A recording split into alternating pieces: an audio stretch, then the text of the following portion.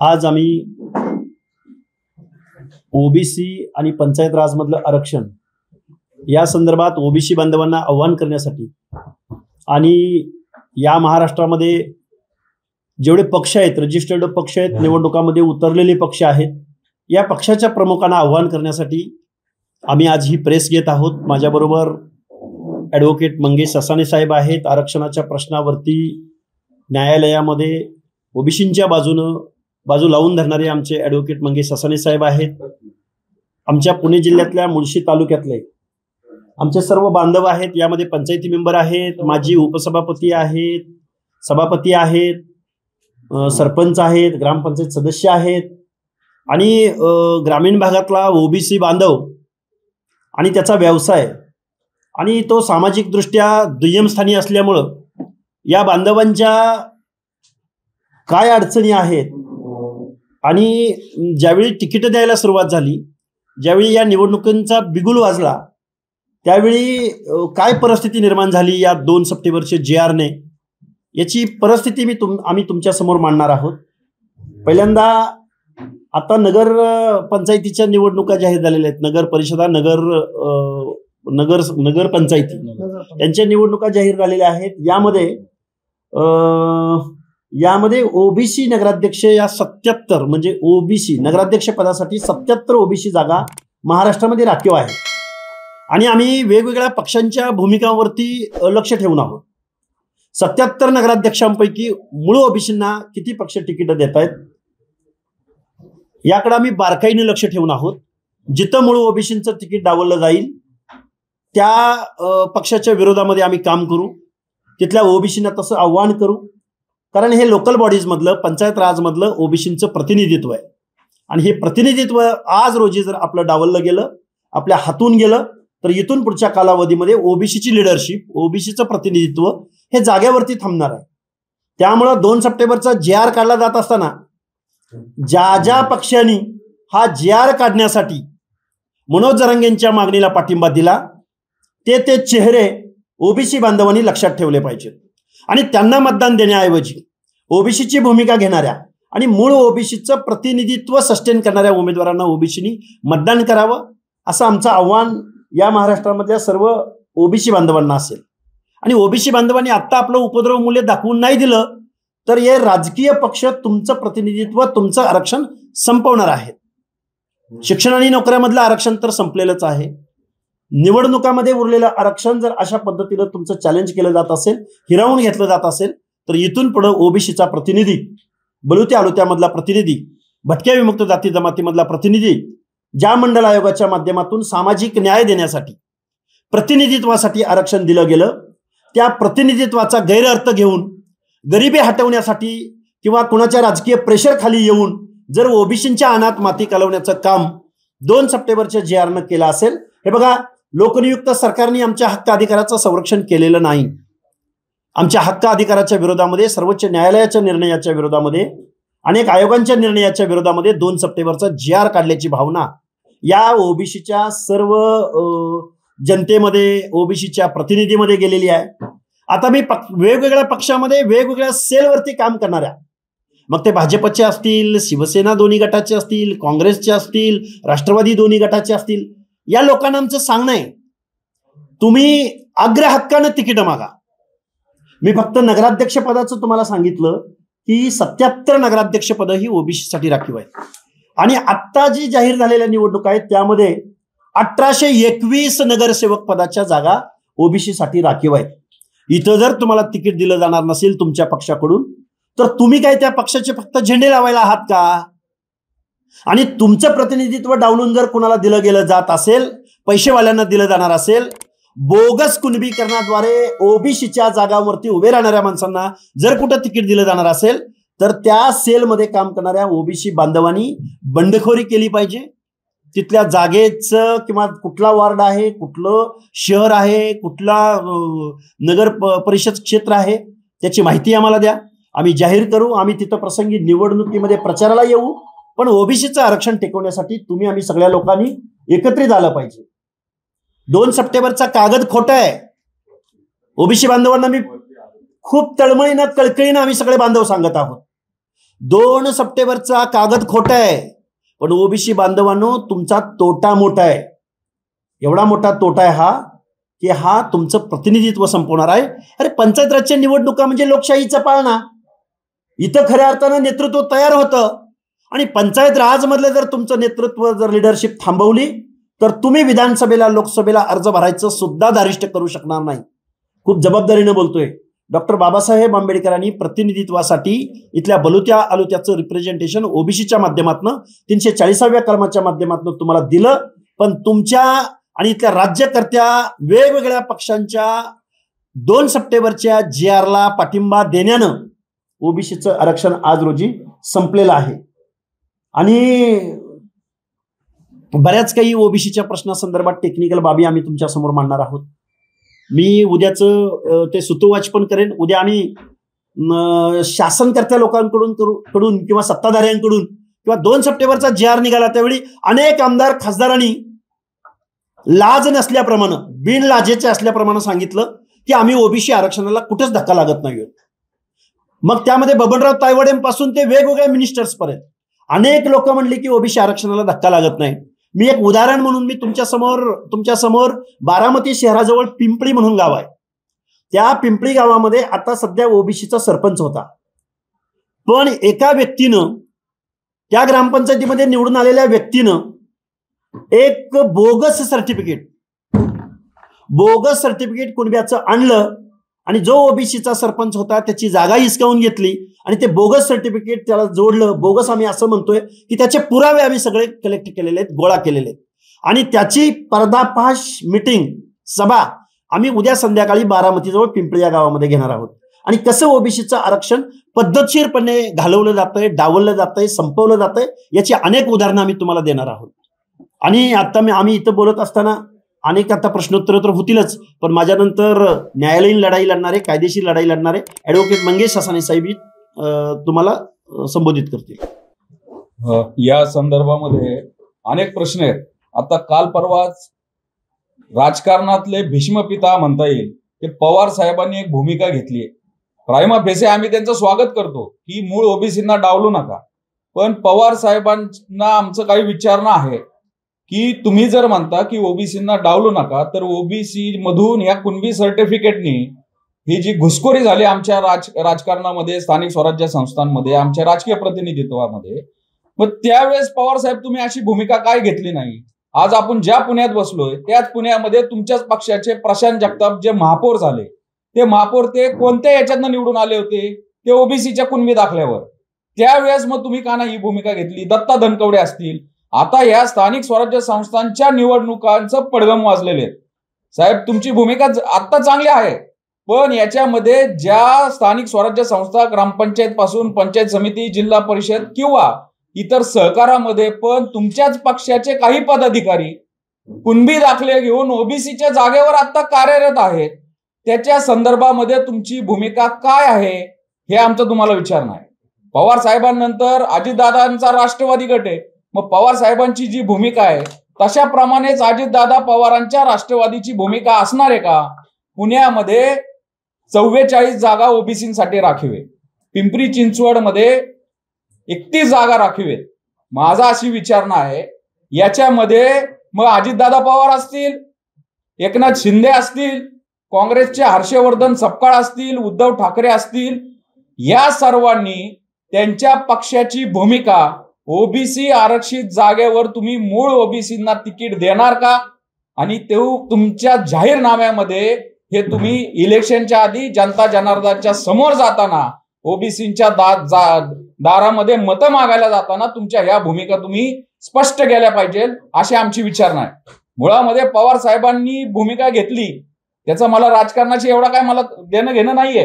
पवार साहेबांनी काल ती भूमिका घेतल्यानंतर सांगितलं की भाजप बरोबर कोणी जाऊ नये म्हणून, आणि त्याच दिवशी सेम डे मुंबई एमसीएच्या इलेक्शनला पवारांचे खास जितेंद्र आव्हाड आणि आशिष शेलार पवार पॅनेल तिथं होतो एमसीएचा. मग पवार साहेब तुमच्या या भूमिकेवर प्रश्नचिन्ह निर्माण होत नाही का? त्यामुळं ओबीसीच्या बाबतीत तुम्ही ही भूमिका घेतली. आता जे ओबीसीतनं जे या पदावर कार्यरत आहेत त्यांचे तुम्ही राजीनामे घेणार आहेत का? तिथं इतर ओबीसी मूळ ओबीसींना संधी देणार आहात का? आणि पवार साहेबांप्रमाणेच बाकीच्या पक्षाचे जे काही प्रमुख आहेत त्यांची भूमिका काय हे आपल्या या चॅनलच्या आपल्या या माध्यमांच्या माध्यमातून तुम्ही त्यांना प्रश्न विचारा. ओबीसीसाठी तुम्ही ही भूमिका स्पष्ट केली पाहिजे. आता त्यानंतर ज्या वेळेस हे सगळं झालं 2 सप्टेंबरच्या, ज्या नंतर ओबीसीची आमची उपोषणं झाली, आमचे मोर्चे झाले, त्यावेळेस ओबीसी मंत्रिमंडळ उपसमिती नेमली गेली. त्या ओबीसी मंत्रिमंडळ उपसमितीचे अध्यक्ष चंद्रशेखर बावनकुळे आणि योगायोगाने कालच त्यांना भाजपच्या स्थानिक स्वराज्य संस्थांचे प्रभारी म्हणून त्यांना अध्यक्षपद दिलेलं आहे. तेच चंद्रशेखर बावनकुळे साहेब ओबीसी उपसमितीचे अध्यक्ष आहेत आणि या ओबीसी उपसमितीच्या पहिल्याच मीटिंगमध्ये भूमिका अशी घेतली होती की जी खोटी कुणबी सर्टिफिकेट आहेत, या खोट्या नोंदी केलेल्या आहेत, खाडाखोड केल्या, या संदर्भात एक श्वेतपत्रिका काढणार आहे.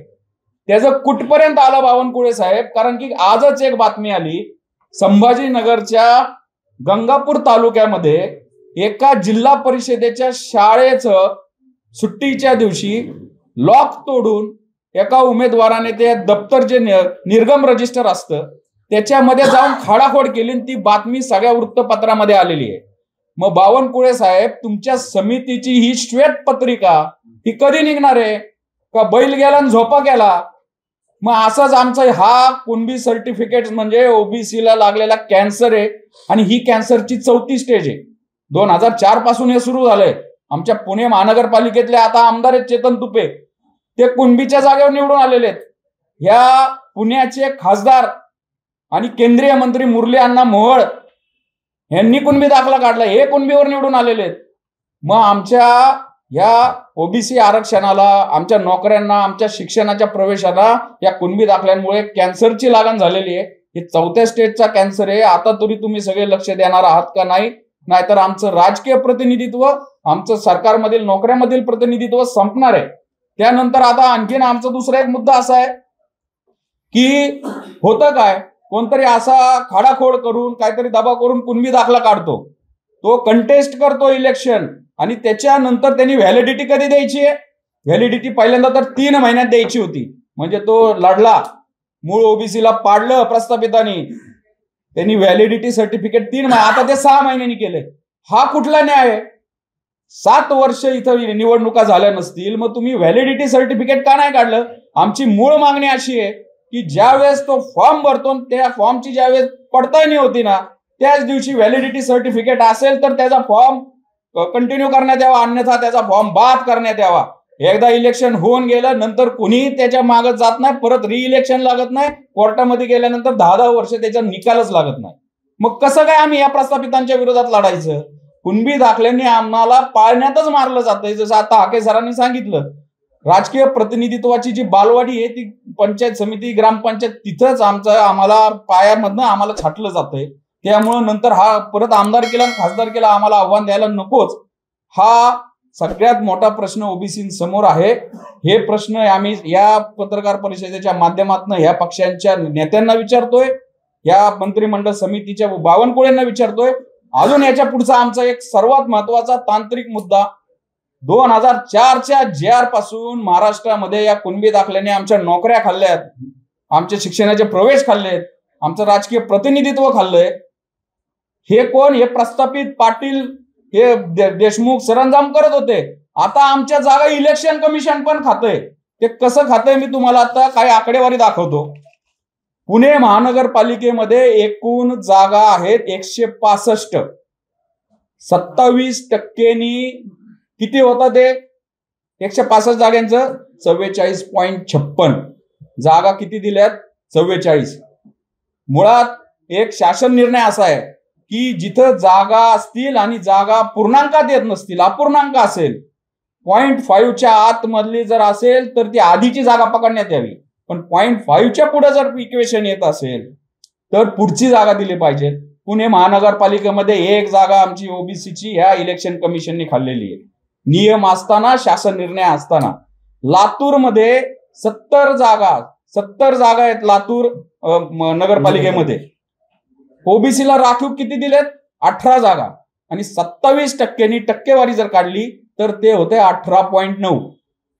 सुप्रीम कोर्टाने 16 मेला जो न्याय निर्णय दिला होता आणि त्याच्या अधीन राहून 27% जागा तुम्ही स्थानिक स्वराज्य संस्थांमध्ये द्यायला सांगितल्या होत्या. आता तुम्ही देताय किती? 25%, 26%. लातूरमध्ये किती इक्वेशन येते?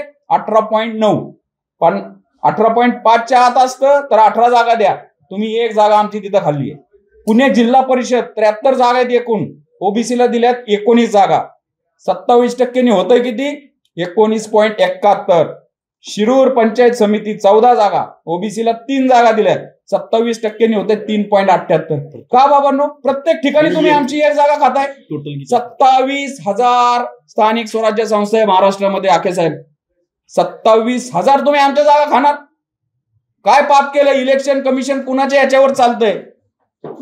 बीएमसी मध्ये तसंच आहे, प्रत्येक ठिकाणी असंच आहे. मग इलेक्शन कमिशन पण आमच्या जागा खायला लागले. हे तर कुणबी दाखल्याने खातातच आहे. त्यामुळं हे जे महाराष्ट्रामध्ये चाललंय, हे ओबीसीची मंत्रिमंडळ उपसमितीचे 52 कुळे, तुम्ही फक्त तुमच्या पक्षाचा प्रचार करू नका. ओबीसी साठी जर तुमचं काय खरंच दायित्व असेल तर हे इलेक्शन कमिशन आमचे जे जागा खातंय त्या परत पूर्ववत करा. कुणबी दाखल्याची श्वेतपत्रिका जी काढायची ती श्वेतपत्रिका काढा. हे बाकीचे पक्ष प्रमुखांनी त्यांची भूमिका कुणबी ओबीसीच्या जागेवर तुम्ही खऱ्या ओबीसीना तिकीट देणार का ही यांनी जाहीर करावी. अन्यथा आम्ही आता ह्या मुळशी तालुक्यामध्ये हे सगळे आमचे SC ST ओबीसी बांधव एक ओबीसी बहुजनांची मोड बांधतात ते पॅनेल उभा करतोय आणि हा मुळशी पॅटर्न महाराष्ट्रामध्ये दिसेल. प्रस्थापित पक्षांना मग आम्ही फक्त आमच्या एका जागेसाठी लढणार नाही, आम्ही अख्खा पॅनेल लढवू. आम्ही तुम्हाला दाखवू की आमची पण ताकद काय आहे. त्यामुळे आता आमचा अंत बघू नका. तुम्ही जर ओबीसीच्या जागेवर कुणबीला तिकीट दिलं तर इतर जागा पण आम्ही तुमच्या पाडू. एवढा इशारा आम्ही या पत्रकार परिषदेच्या माध्यमातून देतोय. विरोधी पक्षावरती टीका करता, याची जबाबदारी सर्व सरकारची आहे. ओबीसीला फसवलं कोणी? तुम्ही ठीक करायला सांगा. विरोधी पक्षावर टीका करता, सत्ताधाऱ्यांवरती टीका करता, सगळ्यांच्या हातात निर्णय घेण्याचा अधिकार आहे, त्यांनी ते केलंय. फसवलंय कोणी? आम्ही सगळ्यांचंच नाव घेतलंय. 52 कुळे सत्तेतच आहे. सगळ्यांचंच आम्ही मुख्यमंत्री सत्तेतच असतात ना. जबाबदारी स्वीकारच म्हणतोय ना आम्ही. फसवणूक सगळ्यांनीच केली. सर्व पक्षांनी आमची फसवणूक केली. बाजू घेतलेली नाही किंवा कुणावर एकावर आरोप करत नाही.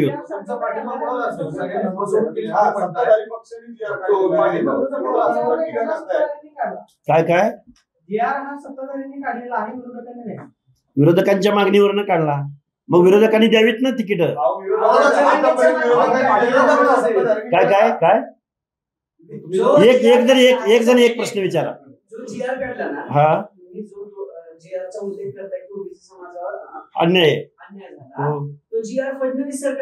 हो, नक्कीच हो. सगळ्यांनीच बोलतो ना आम्ही कुठं बायफर्केशन केलंय? प्रस्थापित आम्ही कुणाचं बोललो का? आम्ही सगळ्या पक्षांची नावं घेतली. ते तर आमच्या मुळावर तेच आहेत. मागणी करणारेही आणि GR पारित करणारे.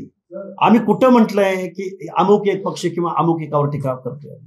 स्थानिक स्वराज्य संस्थांच्या निवडणुकांमध्ये तिकीट द्या अशा पद्धतीचे काही निर्देश हे बघा, या मागणीकडे निवडणुकांचं व्याकरण आत्मसात केलेले शरदचंद्रजी पवार नेते आहेत.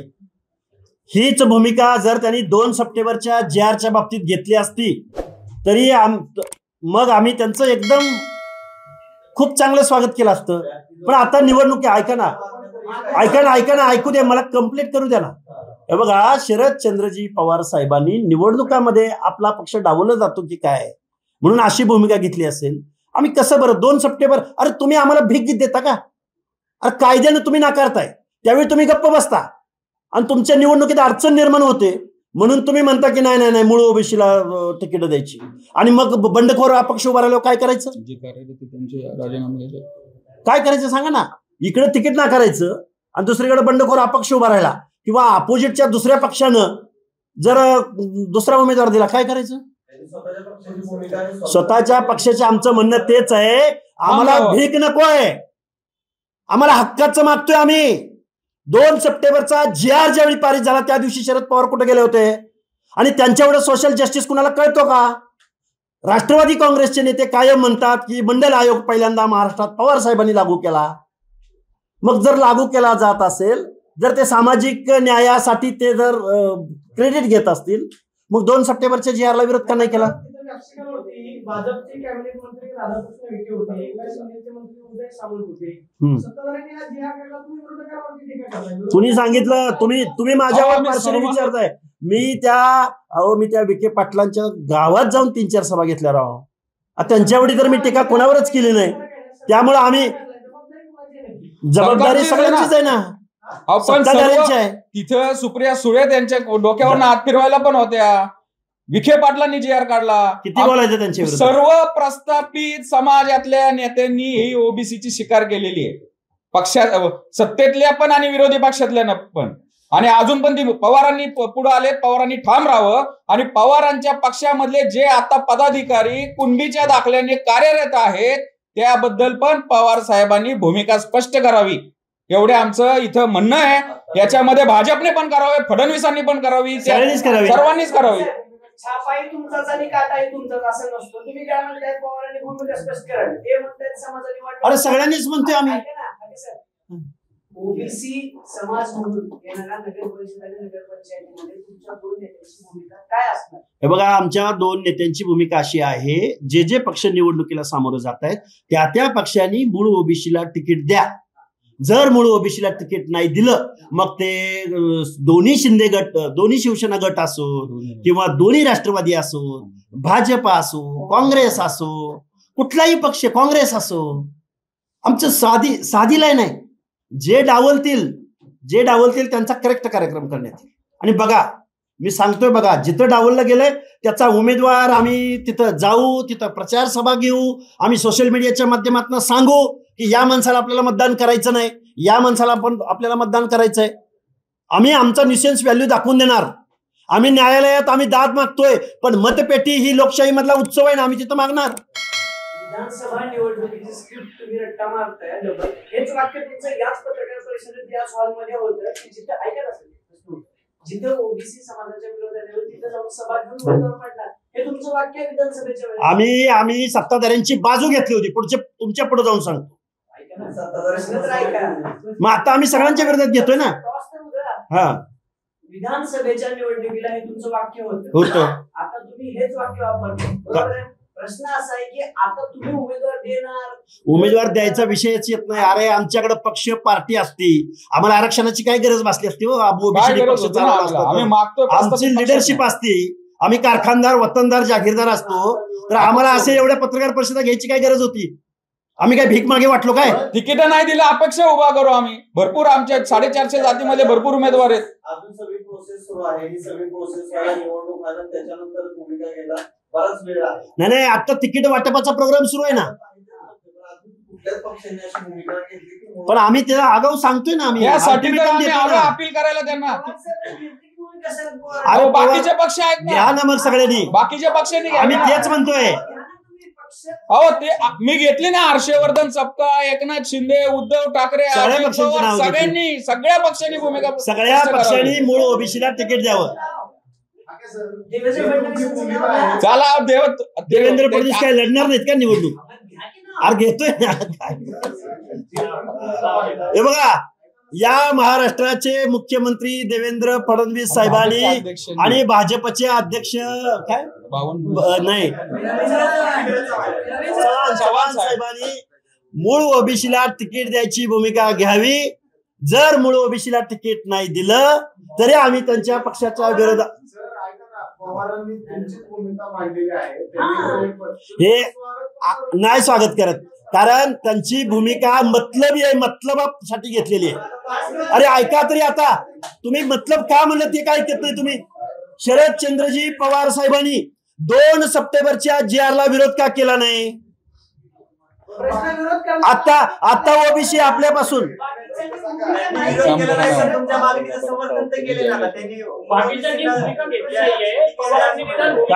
मी बोलताना म्हणलं प्रायमा फेसी स्वागत करतो, पण जे आता कार्यरत आहेत ऐका ना, मतलबी भूमिका आहे. स्वागत करणार नाही. 2 सप्टेंबरचा कायदा पारित होत असताना शरदचंद्रजी पवार मुगी गिळून का गप्प बसले होते? आता तुम्ही अडचणीत आला म्हणून घेताय का? एकच नेता आहे महाराष्ट्रातला ज्यांनी भूमिका घेतली. अरे घेऊन मग बाकीच्यांनी जर खोट्यानं दिलं तर काय करायचं त्या पवारांच्या भूमिकेचं? कृतीमध्ये फरक, उक्ती आणि कृतीमध्ये फरक नाही करणार.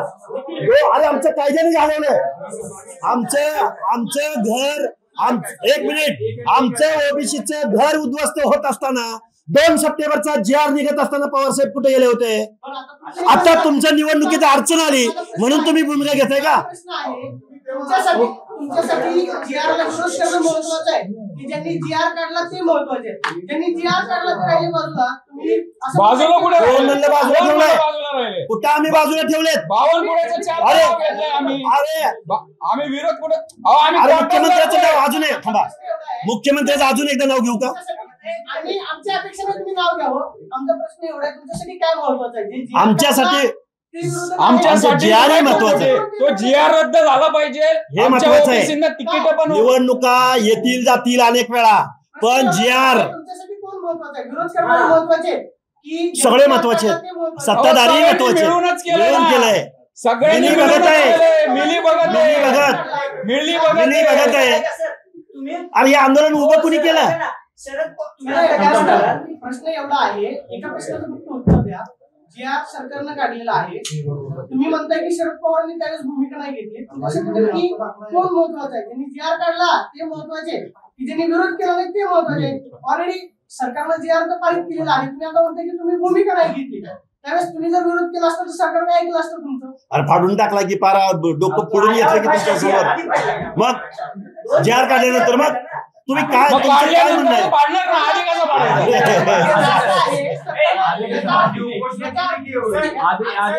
अरे आंदोलन केली, उपोषण केली, GR फाडून टाकले. ते छगन भुजबळ सांगतील ना, आम्ही कार्यकर्ते आहोत. आम्ही काय त्यांचे आता प्रकृती त्यांची आजारी आहेत, ऍडमिट आहेत. त्यांनी वेळोवेळी याला विरोध केलेला आहे. त्यांनी सांगितलेले मूळ ओबीसीना तिकीट द्या. त्यांची भूमिका पहिल्यापासून क्लिअर आहे. GR काढताना शरद पवार काय करत होते, मग मुख्यमंत्री काय करत होते? अरे हो, मग विरोधच केला ना. विरोधच केला ना. अरे तुम्ही तीव्रता म्हणजे काय? आता डोकं आपटून घेऊ का इथं? कसं तीव्रता म्हणजे काय? कसं काय केलं पाहिजे? प्रश्न असा आहे ना की तुम्ही म्हणताय की शरद पवारांच्या भूमिकेचं स्वागत करणार नाही. ससाणे साहेब म्हणतात की शरद पवारांनी जी भूमिका घेतली ती सगळ्यांनी घ्यावं. प्रश्न असा आहे, तुम्ही भाजप बाकीची जी नावं आता तुम्ही आम्ही म्हणल्यावर घेतली, पवारांची सुपारी घेऊन तुम्ही काम करते असं राष्ट्रवादीचा आरोप आहे तुमच्या. कुणी सुपारी? आम्ही ओबीसीची सुपारी घेतली. आम्हाला कुणाच्या सर्टिफिकेटची गरज नाही आणि कुणाला काय म्हणायचं ते म्हणू द्या ना. आम्ही ओबीसीची सुपारी घेतली ना पहिल्यापासून. आरोप कुणाला काही करतील, कोणी काही बोलतील, आरोप करून द्या. सुपारी घेतली का असा प्रश्न तुम्हाला? अरे सुपारी घ्यायचा संबंध काय? आम्ही ओबीसीची घेतली सुपारी. मंगेश ससाने, लक्ष्मण हाकेनी. विखे पाटलांच्या विरोधात कोण बोलत नाही? त्यांनी सुपारी नाही घेतली. म्हणलं ना मी, बैल गेला झोपा केला नका करू. तुमची श्वेतपत्रिका आणा. तुमच्या पक्षाचं फक्त काम करू नका. तुम्ही जर त्या ओबीसी उपसमितीवर आहात ना, तुम्हाला श्वेतपत्रिका काढता नाही आली तर राजीनामा द्या. उगीच फुजल फुका तुम्ही करू नका.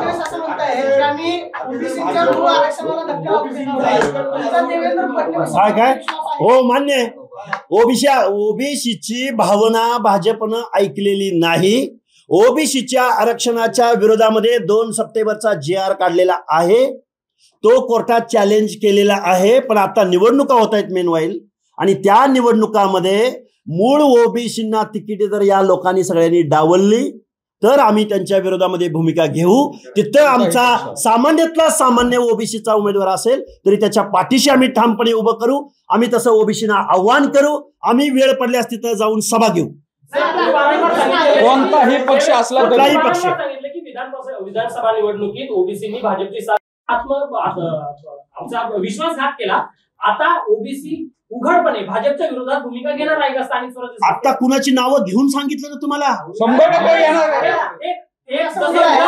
विधानसभेला तुम्ही थेट सपोर्ट केला भाजप किंवा महायुतीला, तसा थेट विरोध आता करणार आहात का? विश्वास विरोध करतोय. प्रश्न नाही. तुम्ही काय म्हणाला? भाजपने जरी भाजपला ओबीसी समाजाने विधानसभेला पाठिंबा दिला, हे शब्द आहेत तुमचे पत्रकार संघात प्रेस घेऊन. त्यानंतर तुम्ही शब्द म्हणालात की भाजपनं पाठिंबा देऊन विश्वासघात केला भाजपनं ओबीसी समाज. बरोबर. आता येणाऱ्या नगर परिषद नगरपंचायतीला भाजपला विरोध करणार आहात का तुम्ही? एकच आमची लाईन आहे. आम्ही इथं पक्षाच्या कशी लाईन आहे बघा, जे पक्ष लोकल बॉडीजमध्ये म्हणजे लोकलच्या प्रश्नावरती या निवडणुका होत आहेत, या लोकलच्या प्रश्नामध्ये तिथला आमचा ओबीसी बांधव त्याची संसद विवेक बुद्धी जागृत आहे, तो आपला कोण परका कोण जाणतो. पण पक्षाने जर आमच्यावरती जर बोगस कुणबीकरणाद्वारे उमेदवार तिथं लादला असेल तर आमचा तिथला बांधव तिथल्या लोकल बॉडीमध्ये निर्णय घेणार आहे ना. प्रश्न उरतो कुठं? प्रश्न उरतो की जिथं बोगस ओबीसी येईल त्याला बाजूला सारा आणि तिथला सामान्यातला सामान्य आपला जो कोण माणूस असेल त्याला तुम्ही मतदान करा. ही साधी भूमिका आहे. तुम्ही आता असं म्हणताय की जर मूळ ओबीसीला उमेदवारी दिली नाही तर आम्ही त्याला विरोध करू. प्रश्नच नाही. आता ही कुणबीकरणाद्वारे कुठं आलं? 2 जी आर निघाला त्याच्याद्वारे तुम्ही असं म्हणताय की आम्हाला त्याचा विरोध आहे. आमचा मूळ प्रश्न असा आहे, जर तुम्ही मूळ ओबीसीला उमेदवारी दिली किंवा दिली नाही म्हणून विरोध करणार की जी आर काढलाय त्याच्यामुळे तुमचं ओबीसी आरक्षण संपुष्टात तुमच्या प्रश्नाचा जी आर मुळे ओबीसी समाजाला प्रतिनिधित्व मिळणार नाही म्हणून तुम्ही पक्षाकडे पुढे दाखवता. म्हणजे याचा अर्थ की तुम्हाला 2 सप्टेंबरचा जी आर मान्य आहे. एक मिनिट आम्हाला आता काय निवडणुका थांबवतेत का? आमचं म्हणणं आहे की निवडणुका थांबवा. थांबवणार आहे का तुम्ही? घेतलं जात नाही म्हणून तर आम्ही बोलतो ना. आम्ही तेच बोलतोय. हे बघा तुम्ही मला एक सांगा, इथंच मी प्रेस घेतली होती त्यावेळी आम्ही म्हणलं होतं की 7 वर्ष तुम्ही निवडणुका घेतल्या नव्हत्या, कोर्टाचा निकाल येऊपर्यंत निवडणुका पुढे टाकला. आम्ही आम्ही तेच म्हणलं. आणि तुमच्या प्रश्नाचं उत्तर असं आहे, तुम्ही फक्त 2 सप्टेंबरच्या जे आर मुळे झालेलं नाहीये. हे जे चालू आहे ते 2004 पासून चालू आहे. जो तो जी आर आला मराठा कुणबी मराठा त्यांनी घात केलाय, त्यावेळेस सत्तेत कोण होते हे पण तुम्ही शोधा. आणि हा जी आर येण्यासाठी जरांगेच्या आंदोलनाला सर्व पक्षीय आमदारांनी खासदारांनी पवारांच्या जवळच्या शिंदे यांच्या जवळच्या भाजपच्या सगळ्यांनी मदत केली ना. आम्ही एकच लाईन घेतलेली आहे, सर्व पक्षीय प्रस्थापित नेत्यांनी ओबीसीचा घात करण्यासाठी 170 आमदार आणि 28 खासदारांनी सर्वांनी मिळून त्यांचं परत प्रतिनिधित्व जाऊ नये राजकारणातलं, ओबीसी कुठं राजकारणात दिसू नये म्हणून हे सगळे केलेलं कांड आहे, हे कुभांड आहे. सगळे सामील आहे त्याच्यामध्ये. त्यासाठी जर तुम्ही सर्वांनी मिळून सर्व पक्षांनी जर ओबीसीच्या विरोधाची भूमिका घेतली, ओबीसी मधनं या कुणब्यांना तुम्ही जर तिकीट दिली तर आम्ही त्या विरोधात अपक्ष उमेदवार उभे करू. स्पष्ट आमची लाईन भूमिका घेतलेली आहे. मूळ ओबीसींना तिकीट द्या असं त्यांनी म्हटलेलं आहे. तर तुम्ही दोघं त्यांचा प्रचार पश्चाताप झाला का शरद पवारांना पश्चाताप झाला? त्यांनी जे घोषित केलेलं आहे पश्चाताप झालाय शरद पवारांना. अरे चुकीचं झालंय. भूमिका आणि कृती पवार साहेबांची. प्रश्न असा आहे, त्यांनी जे म्हटलेलं आहे की मूळ ओबीसींना तिकीट देणार माणसं उभी करणार, त्यांना तुम्ही पाठिंबा देणार का एवढंच सांगा. आम्ही त्यांचं स्वागत करू पण त्यांच्या एकट्याच्या भूमिकेनं चालणार नाही. पक्षात सर्व पक्षीय लोकांनी ही भूमिका घेतली पाहिजे. सर्व पक्षीय अजून ऐका ना, त्यांनी जाहीर केले लबाडात जावतं नाही. एक महिन्यावर का तुम्ही म्हणतात ते लबाडे जेवल्याशिवाय त्यांनी तिकीट तर वाटून द्या. 44 ओबीसी मधनं कळून द्या पुणे महानगरपालिकेमध्ये. इथंच आम्ही तुम्हाला प्रश्न विचारू की पवार साहेबांच्या पक्षाने 44 मूळ ओबीसींना तिकीट दिलंय. तो निर्णय अंमलात आणला तर आम्ही त्यांचं स्वागत करू. 2 सप्टेंबरचा जी आर ज्या राज्यकर्त्यांनी काढला तुमच्यासाठी ते महत्वाचे आहे की त्या जी आरला विरोध करणारे सगळे त्यांना सपोर्ट करणारे सर्व पक्ष त्यांच्या विरोधात आम्ही आहोत. एक तर फक्त जी आर नाही झालं साहेब, त्या जी आर मुळे 100 पण अजून त्याची एसओपी आली नाही. 2004 पासून आले. पवार साहेबांच्या पक्षातले नाव लिहून घ्या तुम्ही. प्रशांत जगताप तुमच्याकडनं या उत्तराची अपेक्षा आहे.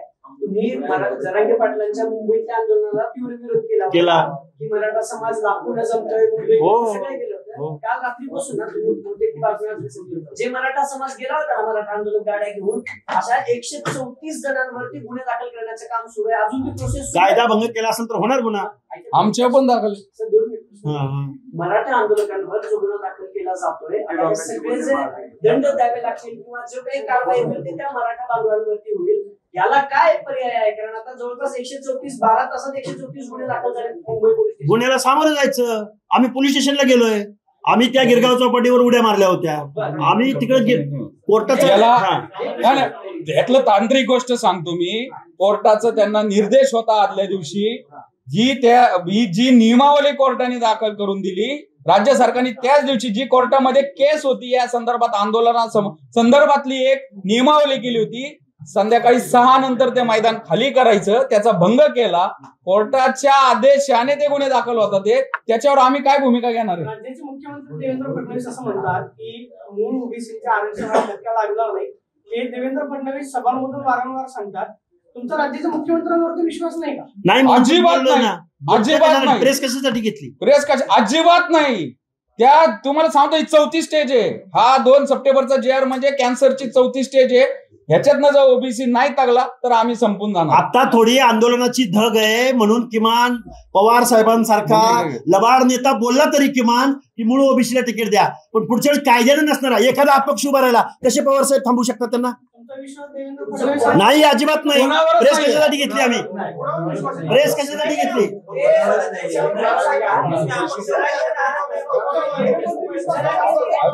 अरे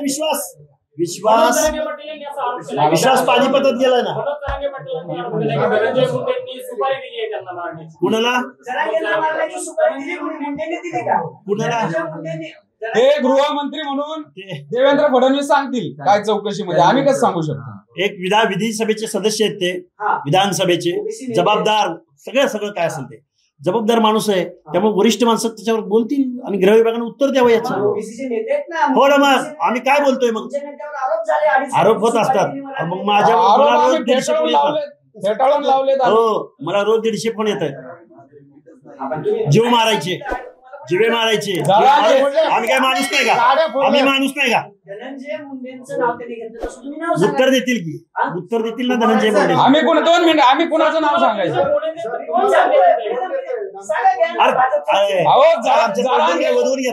जरांगेला एक सांगतो मी, जरांगेला मीडिया अटेन्शन पाहिजे. 2 सप्टेंबरचा JR आलेला आहे. त्यानंतर आता जरांगेंकडे दादा म्हणून लोक जात नाहीये. स्थानिक स्वराज्य संस्थांच्या निवडणुकीच्या पार्श्वभूमीवर त्यांना कुठेतरी मीडिया अटेन्शन पाहिजे, कुठेतरी वेटेज वाढवायचं म्हणून हे सगळे उद्योग चालू आहेत. तरी पण याच्यातली शहानिशा ते CDR असतील, गृह विभाग करल तुम्ही. आणि प्रश्न असा आहे की राज्याचे जे महसूल मंत्री आहेत चंद्रशेखर बावनकुळे त्यांच्या समिती नेमली आहे. समिती वारंवार सांगते की ओबीसीच्या आरक्षणाला धक्का लागलेला नाही. तुम्ही असं म्हणताय की मूळ ओबीसीच्या आरक्षणाला धक्का लागलेला आहे. तुम्हाला असं वाटत नाही की ओबीसीच्या प्रश्नावरती आपण राजकारण करतोय? आम्ही करते. राज्य सरकारनं हा जर JR काढलेला आहे, JR काढणारे मंत्रिमंडळामध्ये आहेत ते उघडपणे भूमिका घेतात की आरक्षणाला धक्का लागलेला नाही. तुम्ही इकडे त्यांच्या विरोधात टीका करताय. तुमचं कोणी ऐकत? एवढी प्रेस मध्ये सांगितलं की ऐका यासाठी तुमचं असं जर म्हणणं असेल की ते म्हणतात ते धक्का लागला नाही, तर सरळ जे आम्ही 2 सप्टेंबरच्या JR विरोधात आता 18 तारखेला जी केस चालू आहे ना, त्याच्यामध्ये राज्य सरकारने ऍफिडेव्हिट देऊ नये. फक्त एवढंच म्हणावं, धक्का लागलेला नाही, कोर्टाने योग्यतेवर निर्णय घ्यावा. विरोध नका करू तुम्ही, डिफेंड नका करू तुम्ही. काय लास्ट प्रश्न? तुम्ही सांगितलेलं की JR नंतर मोठ्या प्रमाणात प्रमाणपत्र देण्यात येते, पण मराठवाड्यातले जे 8 जिल्हे त्यात फक्त 27 प्रमाणपत्र आतापर्यंत JR नंतर देण्यात आले. प्रोसेस चालू आहे. बरं, बातमी नका सांगू. अधिकृत काय आहे का तुमच्याकडं? बातमी काय? याचं उत्तर देतो. आता 2 सप्टेंबरला JR आला, त्याच्या संदर्भात कुठलाही शासन निर्णय आला तर याच्यामध्ये त्यांनी काय केलंय? नातेसंबंधातील व्यक्तींनी ऍफिडेव्हिट द्यायचं, कुळातील व्यक्तीने ऍफिडेव्हिट द्यायचं. तर त्यांनी कमिटी वेगळी केली, त्यांनी तलाठी केलाय, ग्रामसेवक केलाय, कृषी सहाय्यक केलाय. या सर्वाच्या साठी एक SOP करावी लागती, एक परफॉर्मा करावा लागतो. यांची ट्रेनिंग चालू आहे, त्याच्यामुळे लगेच येणार नाही. पण ते जे केलंय, त्यांनी जे गाडीला स्टार्टर मारलाय, तर ती गाडी नक्की चालू होईल. गेल्या 2 ते 4 महिन्यामध्ये, फेब्रुवारीमध्ये, मार्चमध्ये तुम्ही बघा किती सर्टिफिकेट येतील. अप्लाय केलेल्याची, मी काय म्हणतोय, अप्लाय केलेल्याची तुम्ही आकडेवारी आत्ताची काढा. शासनाने एक श्वेतपत्रिका जाहीर करावी. ऐका, शासनाने जरांगे पाटील म्हणतायत किती हजार, किती लाख? 54 लाख. 54 लाख. ते 54 लाख म्हणून सांगताय. शासन वेगळं काहीतरी सांगतंय. एक जाहीर करा ना श्वेतपत्रिका. आणि ताबा मारायचं काम 2004 सालापासून चालू आहे ना. आता कुठं उरले सुरलेत फक्त ताबा मारून झालेला आहे, आता सर्टिफाईड केलंय शासनानं. सिंपल बात आहे ना, उरलंय कुठं काय. चला, ओके, धन्यवाद.